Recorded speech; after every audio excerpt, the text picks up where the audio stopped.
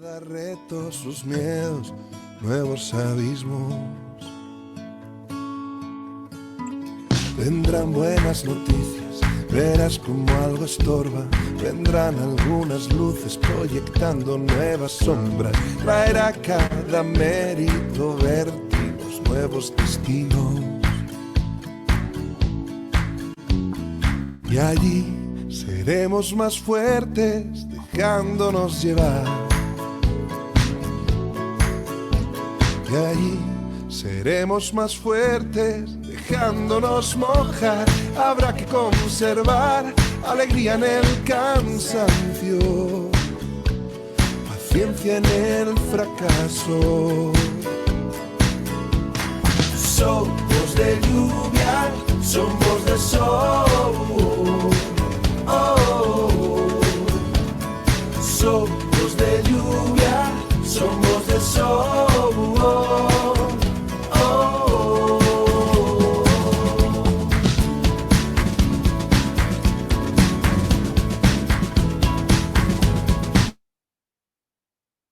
Y por allí ellos nos decían un poquito cómo se están sintiendo, qué extrañan, qué nos piden.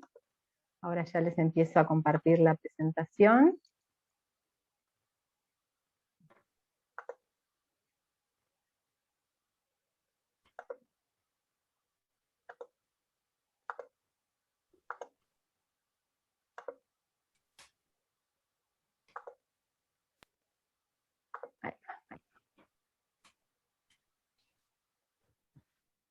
Mi familia, me siento extraño, a los adultos que me rodean les pido, y le doy la palabra a Claudia.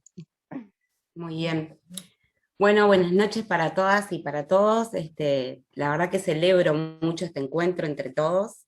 Agradezco mucho al Liceo, a Marta, a María Inés, a Eli y a Leticia. La verdad que la inquietud que trasladamos de los papás de primero fue súper bien recibida y enseguida generamos esta instancia, así que lo primero es, nada, agradecerlos, sentirnos también tranquilos de que están bien acompañados nuestros hijos en la institución educativa, que eso siempre es una fortaleza y una tranquilidad para nosotros. Y bueno, nada, en realidad desde mi rol, un poquito compartir con ustedes una mirada de salud, de a quienes nos toca acompañar el crecimiento, ¿no? Y el desarrollo de las niñas, los niños y adolescentes, un poquito compartir el cuidado con ustedes.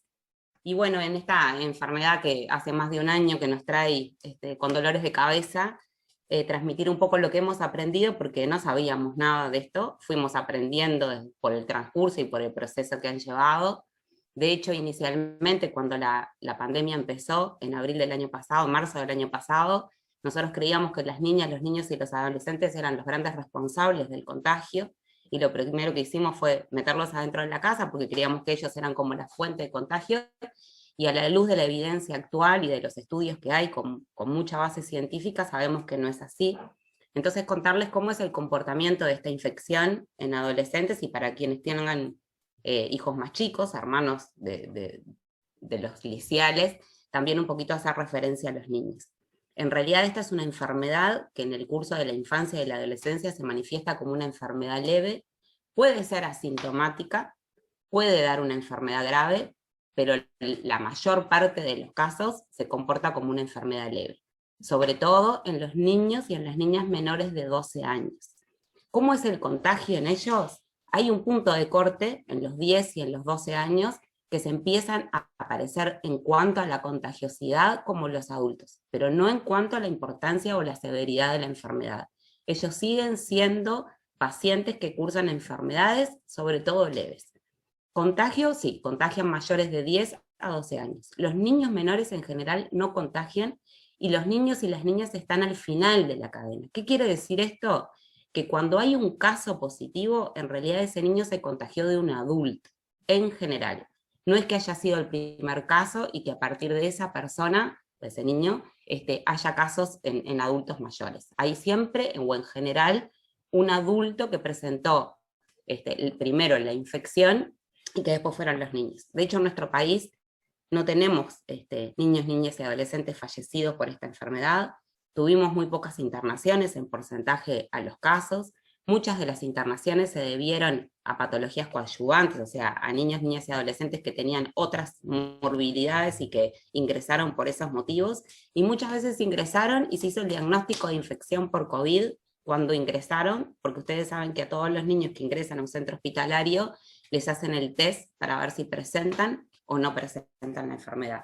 O sea que desde el punto de vista de la severidad de la enfermedad, transmitirles la tranquilidad de que en general esto cursa en forma leve, que hay que tener las mismas precauciones que cualquier infección respiratoria, que hay que estar atentos a si los niños refieren que les cuesta respirar, o a si persiste la fiebre más allá de 6 días, pero que en realidad se comporta como una infección respiratoria, ni siquiera como la gripe, da menor sintomatología, y de hecho puede ser asintomática, que esa es otra cosa que nos tiene que mantener en alerta, que si hay un contacto, por más que ellos sean asintomáticos, tienen que guardar la cuarentena y tienen que guardar las mismas medidas de aislamiento que si tuvieran sintomáticos. Eso también es muy importante, porque nosotros muchas veces decimos, está un poco resfriado, tiene unos estornudos, un poquito de tos, que vayan igual, ¿no? Cuando existe la presencialidad. En estos casos no, frente a cualquier síntoma respiratorio nosotros pedimos que esta vuelta se queden en casa. Una cosa bien importante además es que el aumento del número de casos en los adolescentes no es un aumento del número de casos porque ellos se están contagiando más o porque volvemos al principio de que ellos son los primeros casos. Es un reflejo de la situación comunitaria. Aumentaron mucho los casos en nuestro país y eso se vio reflejado en este grupo etario. Pero no es que la enfermedad tenga un comportamiento porque hay una cepa diferente o algo, entonces se esté atacando más. Es el reflejo de lo que está pasando a nivel de la población general. Y otra cosa bien importante es que los brotes en centros educativos son poco significativos en lo que hace al número de casos de niñas, niños y adolescentes. Brotes que hayan tenido que cerrar centros educativos se habían reportado hasta principios del mes pasado 4 o 5. Hay casos, hay que guardar cuarentena, pero en la definición de brote no se han reportado más que 4 o 5 al mes pasado. Si querés pasar la otra, Eli. Esto era un poco para mantener esto, ¿no? De sabernos informados, porque esta pandemia es muy adultocéntrica. Cuando uno escucha los casos en la tele, que antes no estábamos como todos muy pendientes, uno si cierra los ojos lo que se imagina de lo que están hablando es de adultos. Uno cierra los ojos, dice cuántos casos y visibiliza lo de adultos. Acá es que al 27 de abril se reportaron 22.718 casos en menores de 15, y que de esos, para hacer referencia a nuestra población, un poquito más de la mitad correspondían a niños y adolescentes entre 8 y 15 años. Esto, vuelvo a decir, es el reflejo de la situación comunitaria. ¿Pero por qué lo traigo? Porque a noviembre del año pasado teníamos 330 casos en menores de 15. A enero de este año se había multiplicado por 10 y aún así teníamos 3.300 casos. Y hoy, o abril, ¿no? Porque es el reporte último que ha dado el ministerio, tenemos 22.718. O sea, el virus está circulando, está en la comunidad, hay que mantener los cuidados. Nuestros hijos por ahora no son pasibles, por ahora, de recibir una vacuna, entonces tenemos que extremar las medidas que nos enseñaron o que nosotros replicamos desde el principio. Hay un aumento que obedece a este reflejo. Siguiente, Eli, si querés. Entonces, un poquito lo que nos traía acá era evaluar el impacto que las medidas sanitarias, en función de esta pandemia, habían tenido en algunas, nosotros seleccionamos como 3 puntos, hay muchísimos más, o sea, esto ha repercutido a nivel de todo el país, obviamente, y a nivel de todas las comunidades, pero bueno, nosotros hoy queríamos centrarnos en lo que pasó con ellos, ¿no? Simplemente decirles que cuando empezó la pandemia y a la luz de lo que había pasado en otros países, había muchas sociedades científicas internacionales, incluso las vinculadas a la pediatría social, que decían que esta pandemia había tenido una visión muy adultocéntrica, muy sanitarista desde el punto de vista biológico, y que vulneraba muchos de los derechos de nuestras niñas, niños y adolescentes. No era criticable al inicio, cuando no sabíamos lo que podía pasar, cuando todos estábamos asustados por la muerte, por la vida, ¿no? Entonces teníamos que poner eso en defensa como primer lugar y como prioritario, pero después nos fuimos dando cuenta en este grupo que es una enfermedad leve y que justamente las medidas que pudimos implementar o que implementamos hicieron que las consecuencias fueran más graves desde ese lugar que desde el punto de vista de la infección por COVID. Y de verdad que a los que trabajamos en salud con chiquilines, nos tiene muy preocupado todo lo que está pasando como consecuencia de esas medidas. Celebro también que lo primero que haya abierto este espacio sea la voz de ellos, porque cuando uno les permite hablar y permite contar, dice, ay, ¿por qué no los hemos incluido antes, incluso hasta para la planificación de determinadas estrategias? Porque si uno escucha bien lo que tienen para decir, son tan valiosos sus aportes. De hecho, en el video uno tiene como ganas de verlo de vuelta, ¿no? Porque moviliza mucho los pensares y los sentires de ellos. Así que sí ha impactado en ellos, también ha impactado en las familias tuvimos que adecuarnos a otras situaciones. Hoy hablábamos de una hiperconvivencia familiar, a todos nos gusta estar mucho, mucho tiempo con nuestros hijos y con nuestras hijas. Hay un momento en que también decimos, quiero estar un poco solo, como ellos también dicen, quiero estar un poco solo y no quiero que esté ni mamá, ni papá, ni los abuelos rodeándome. Eso es una necesidad que sentimos. Esto además obedece a muchas y a multiplicidad de herramientas que pueden tener las familias. No es lo mismo ser una familia numerosa que no, tener hermanos más chicos que no, compartir el cuarto con un hermano que no, que la mamá o que el papá hayan tenido que teletrabajar y estar en casa, y entonces todos los ruidos de las conexiones y cómo nos superponemos los unos con los otros. No es lo mismo las familias que contaban con el apoyo de los abuelos para el cuidado y que ahora no lo pueden contar. O sea, hay tanta diversidad, hay tanta multiplicidad, hay tantas herramientas que algunos pueden tener y que otros no, que hacen que el impacto también a nivel de la familia sea como muy, muy individualizado, pero que hay que atenderlo, porque muchas veces también el sentir de ellos viene por los sentires nuestros, y esta necesidad de los espacios y de la intimidad y de los tiempos nos surgen a todos y las precisamos todos. Obviamente que en la comunidad educativa, que es el marco que nos da hoy la posibilidad de este encuentro, también hubo que planificar estrategias diferentes. De un día para el otro se nos cambió el mundo y dijimos, no podemos estar con los chiquilines, no podemos abrazarlos, no podemos mirarlos a la cara, y la forma de enseñar y de aprender, ¿no? Y de acompañarlos era la cercanía. Y bueno, se nos puso una pantalla en el medio, tuvimos que adiestrarnos, nosotros también desde la salud, con el teléfono muchas veces, y los teléfonos de los niños no están en las historias y de los adolescentes, siempre hablamos con un adulto y no con ellos mismos, que es una cosa que vamos a tener que corregir. Pero bueno, la comunidad educativa también tuvo que profesionalizarse en otras herramientas, adaptarse. Todos tuvimos que navegar por esto que significan los Zooms o los encuentros virtuales, y bueno, no es fácil para ninguno de todos los lados. De todas maneras, más allá de este impacto y de que lo podemos seguir extendiendo a todos los espacios, nuestro punto de abordaje, o donde vamos a poner más el pienso, es en ellos. Así que, Eli, siguiente. Y bueno, ¿qué hemos visto desde la salud, estos impactos de las medidas sanitarias?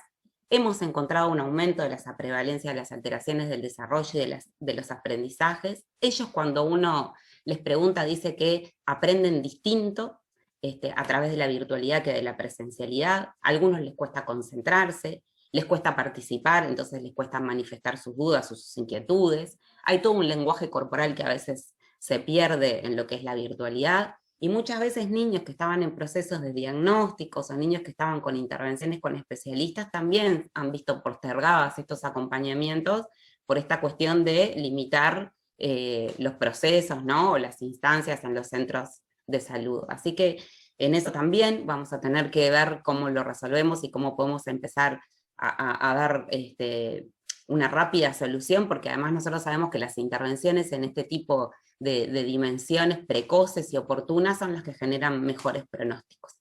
Hemos visto un aumento de las alteraciones nutricionales, sobre todo vinculados al sobrepeso y la obesidad.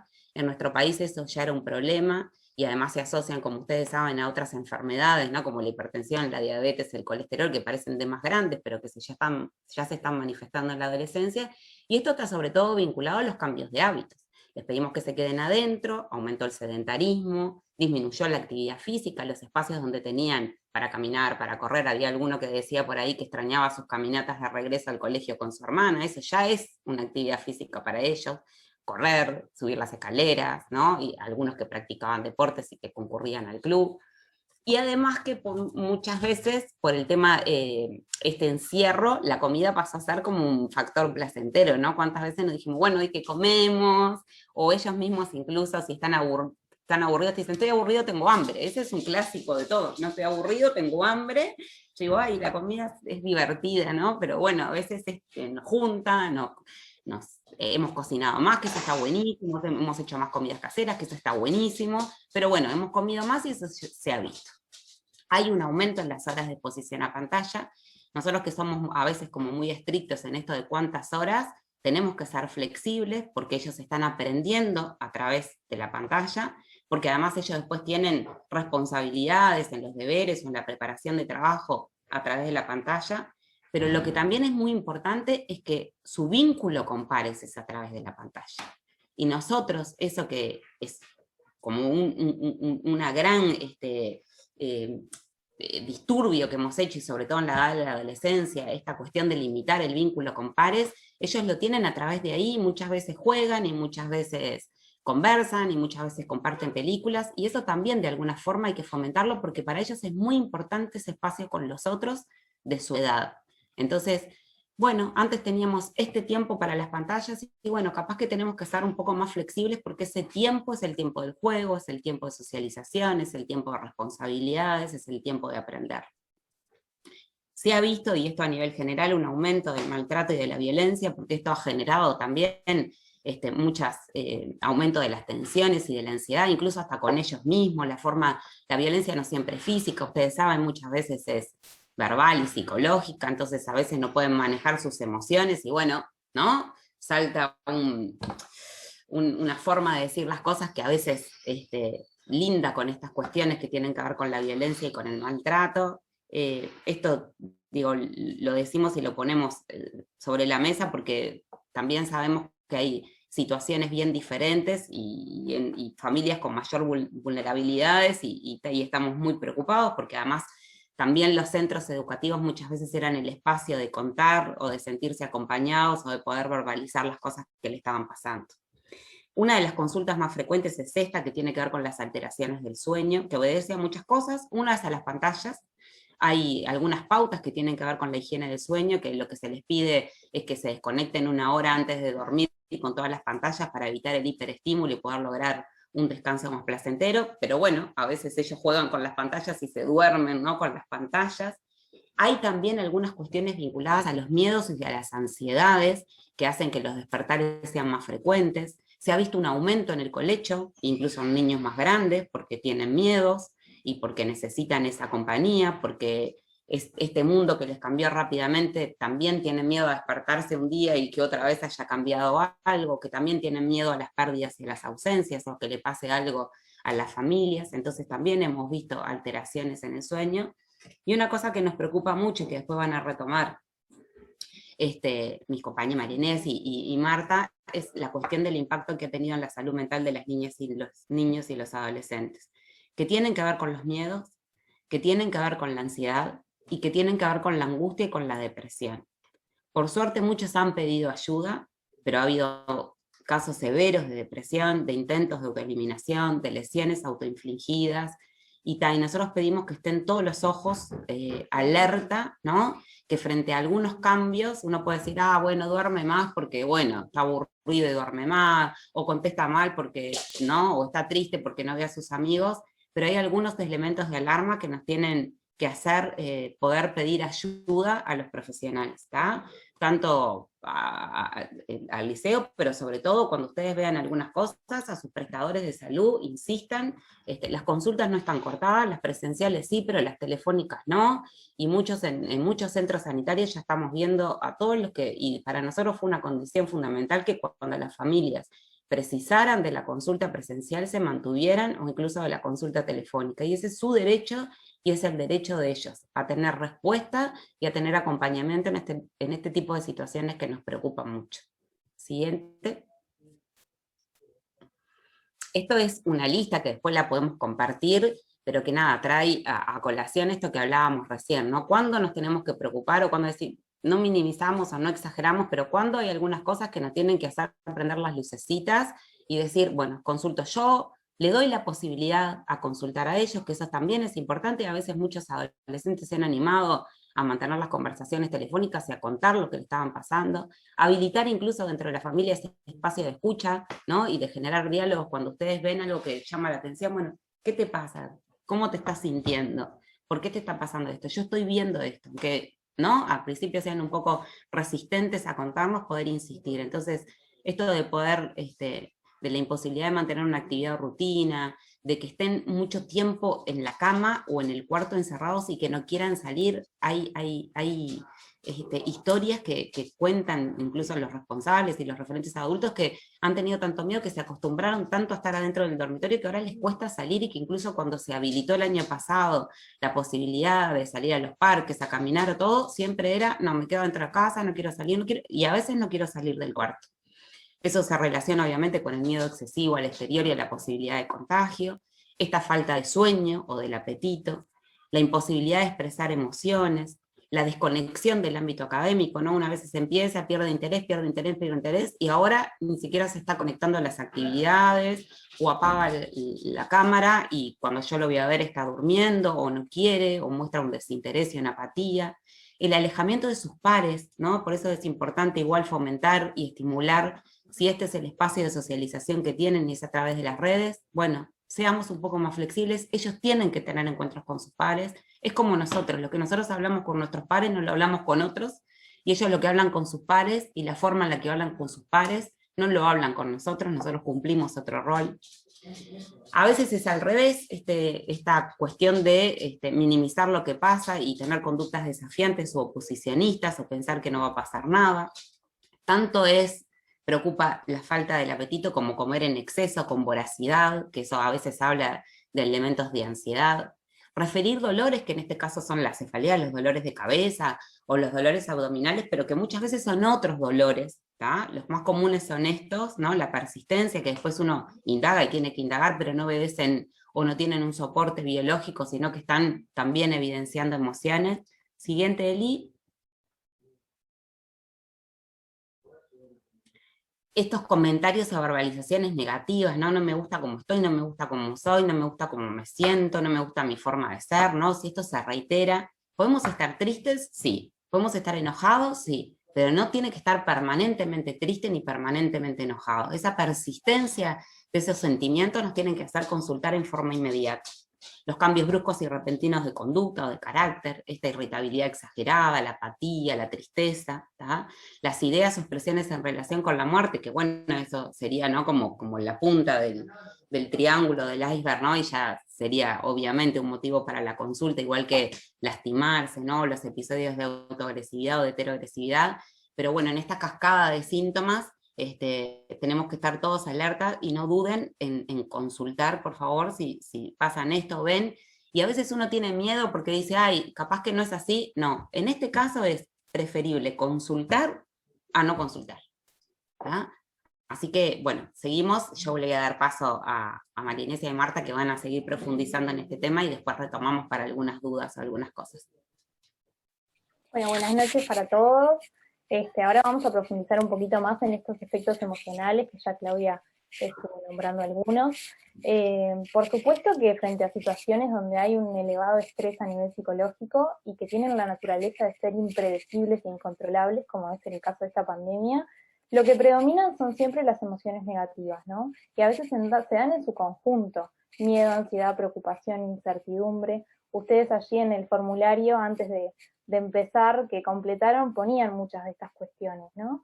Y a esta amenaza que tiene como la naturaleza de ser impredecible, también se suman otros factores estresantes que vienen de lo propio del confinamiento, que tienen que ver en este corte radical que hemos sufrido en cuanto a nuestras rutinas, en cuanto a nuestra cotidianeidad, el vernos aislados de nuestros seres queridos y compañeros, con todo lo que eso implica, ¿no? También, porque nosotros somos seres sociales y frente a una tragedia o frente a momentos difíciles tendemos a estar en contacto con los otros. Entonces, qué difícil se hace en estos momentos no poder hacerlo.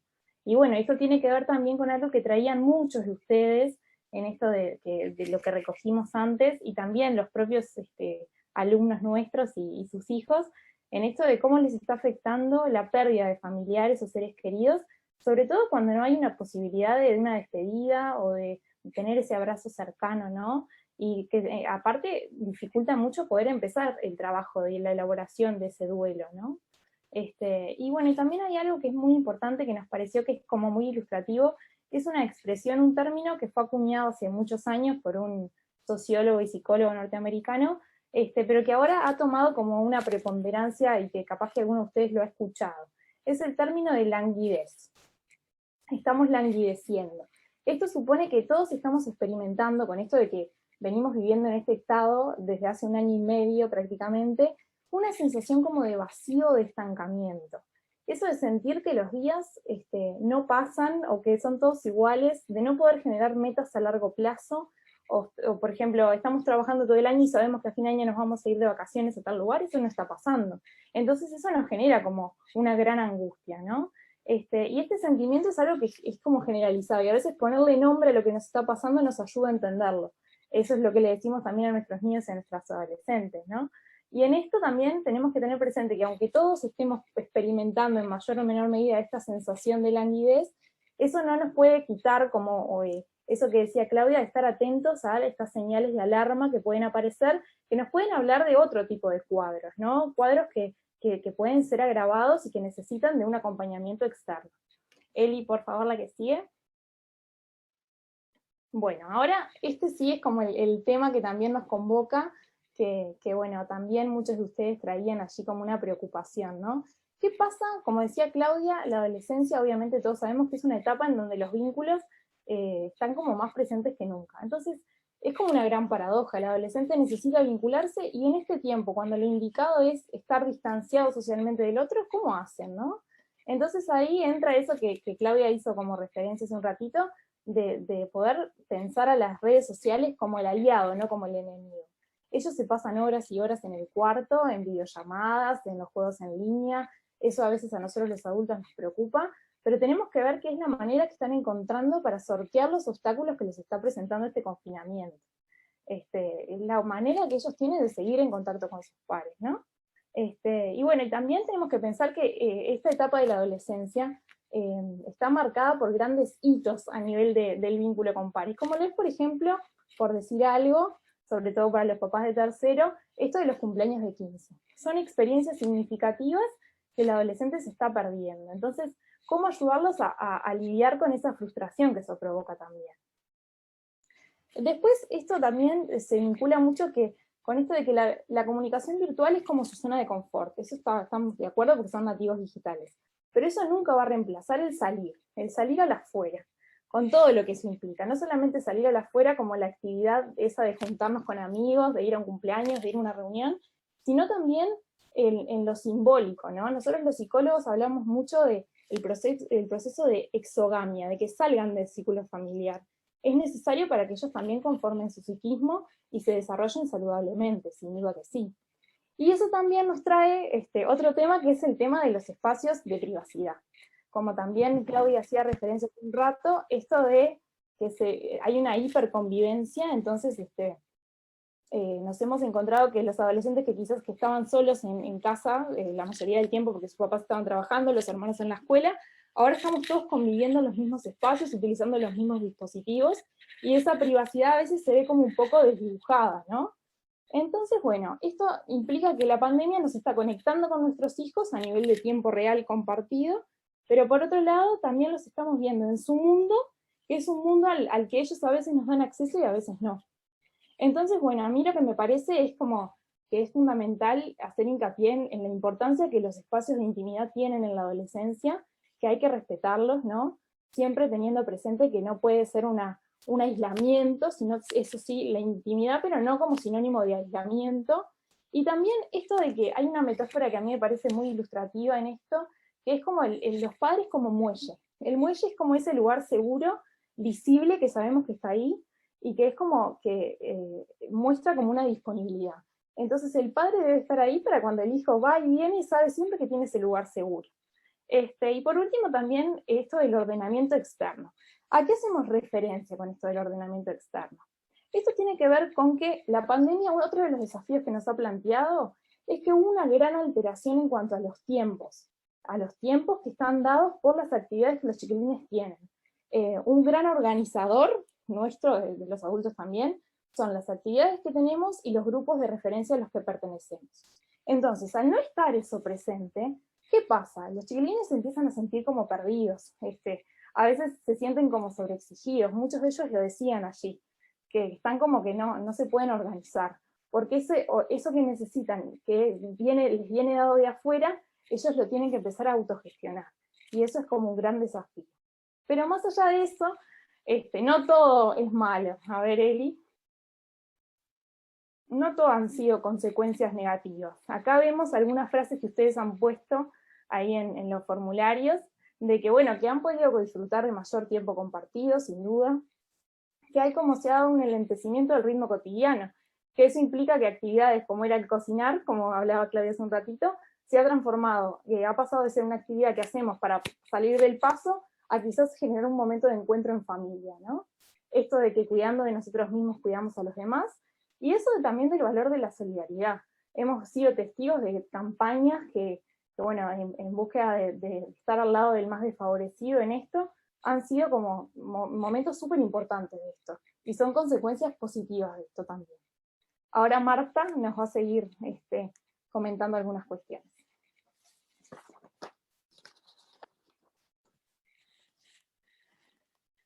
¿Y cambiamos? Gracias. Bueno, en realidad, digamos, las consecuencias que trajo toda la pandemia, más o menos fue abordado por Claudia y por Inés. Así que vamos a ver algunas estrategias para poder sobrellevar esto de la mejor manera posible. La atención, la empatía y espacios de diálogo, ¿no? Propiciar espacios de diálogo se puede ayudar a hablar con ellos de cómo nosotros nos sentimos y qué estrategias utilizamos para afrontar nuestras reacciones al estrés. Obviamente que esta situación es una situación que nos atraviesa a todos, absolutamente, y a cada uno. Y cada uno lo afronta con las herramientas que tiene, ¿sí? Algunos más, otros menos, pero siempre vamos a focalizarnos ahora en el tema de los niños, niñas y adolescentes, y siempre es la parte más vulnerable y la que más necesitan de nosotros, adultos. El acercamiento hacia ellos, cuando uno puede compartir de qué manera está procesando y atravesando esta situación, puede abrir la posibilidad de diálogo, ¿no? Favorecer la comunicación y la expresión de emociones es una cosa también que es muy oportuna y muy positiva para esto. En esa comunicación y en esa expresión de emociones, lo importante es no minimizar ni invalidar sus sentimientos. A nosotros pueden parecernos tontos o etcétera. Sin embargo, si nosotros expresamos eso, estamos invalidando o minimizando lo que nos cuentan, y eso lo que hace es alejarlos. Y lo que necesitamos es estar cerca. Y lo que necesitamos es que ellos tengan confianza para poder contarnos qué cosas están sintiendo y qué cosas les pasa. Si ellos encuentran una respuesta en nosotros que está invalidando lo que sienten, seguramente se van a alejar. Observar con atención posibles señales de alarma o alteraciones en el comportamiento. Bueno, esto también, o sea, ya fue explicado por Claudia y por Inés. Continuamos, Eli. Bueno, conectar aunque digan no. A ver, que no falte la invitación para hacer actividades en familia, ¿sí? Aunque digan no, no quiero, no estoy aburrido, no me interesa, que embole, que ellos sepan que está la invitación. La invitación a, no sé, a tomar un jugo, la invitación a hacer un juego de caja, la invitación a comer juntos, la invitación a mirar una película, una serie, que está la invitación. Y nosotros sabemos que muchas veces nos vamos a encontrar con un no. No importa, ¿no? Nosotros insistamos en eso porque el mensaje es, me importás y disfruto de tu compañía. Eso es lo que está implícito en la invitación, una y otra vez, aunque ellos no participen al final, ¿no? Otra cosa importante es la planificación de rutinas. Un poco, como comentaban las compañeras anteriormente, a ver, esta situación que nos atraviesa a todos nos obliga a cambiar una dinámica y una rutina forzosamente.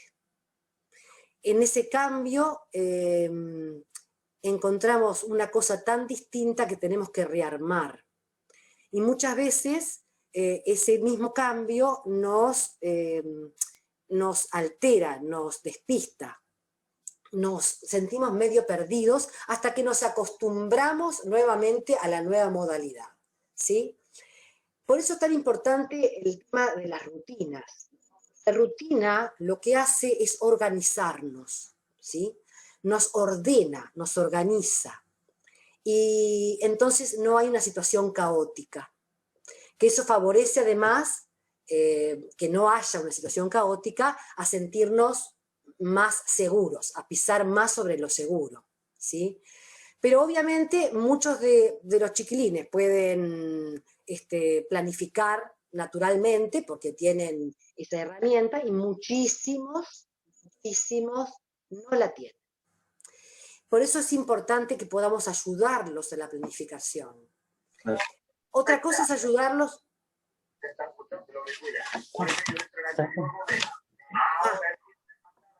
Otra cosa es ayudarlos a encontrar el foco en lo que sí pueden controlar, ¿sí? Cualquier situación nueva nos sacude de tal manera que perdemos el control, ¿tá? O sea, perder las rutinas habituales es perder el control en algún sentido.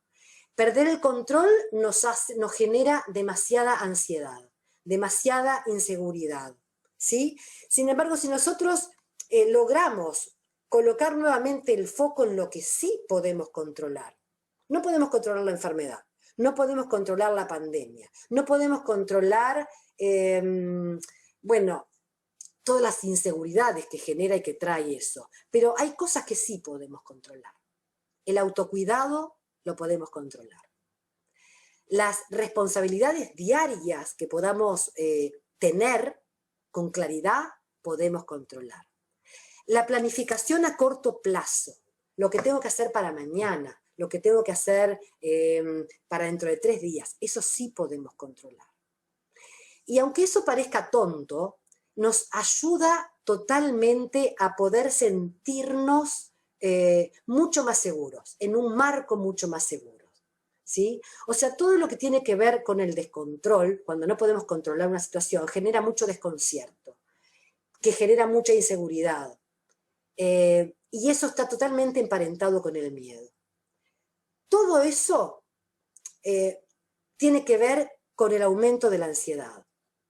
Y el aumento de la ansiedad trae muchas veces trastornos en el comportamiento, alteraciones en el comportamiento, muchísimas, ¿sí? O depresiones. Entonces, por eso es tan importante todo esto como estrategias. Hay otro montón, que además hay cosas que se pueden crear en casa y eso depende de cada circunstancia, de cada hogar, de las posibilidades de casa. Pero lo que sí es muy importante es generar ámbitos de seguridad, de confianza y de control, ¿no? Mínimos de control, ¿sí? Y también favorecer y generar canales de comunicación, donde ellos puedan decir lo que sienten. Decir, no solamente de manera, ay, estoy sintiendo un poco de miedo, no. Si tienen que gritar, que griten, si tienen que rabiar, que rabeen, o sea, etc. Pero saber que es parte de la situación que están atravesando, que es totalmente forzada y que en la adolescencia, sobre todo, esta reclusión forzada trae un montón de consecuencias negativas, porque ellos para su desarrollo necesitan a sus pares, lo necesitan fundamentalmente en esta etapa de la vida. Entonces están totalmente recluidos, y bueno, algunos pueden reconocer que esa reclusión les trae y les genera un montón de sensaciones de malestar, y otros no, tienen las sensaciones pero no pueden reconocer de dónde vienen ni por qué les pasa. O sea, todo esto son maneras de poder generar mayor salud, mayor bienestar. Algunas veces se puede más, otras veces se puede menos, porque obviamente todas estas cosas están atravesadas por otro montón de variables que no estamos en este momento contemplando. Y de ahí vienen las situaciones particulares, ¿sí? La invitación es para que todas las situaciones particulares que ustedes consideren que ameritan una reunión personal con Inés o conmigo, bueno, está hecha la invitación, ¿no? Que se pueden comunicar con los coordinadores que correspondan y entonces podemos tener una reunión personal con las familias que lo necesiten y deseen. Pero en verdad creemos que esta es un poco la manera de poder alivianar toda esta situación de tensión, de desconcierto que trajo toda esta pandemia, ¿no?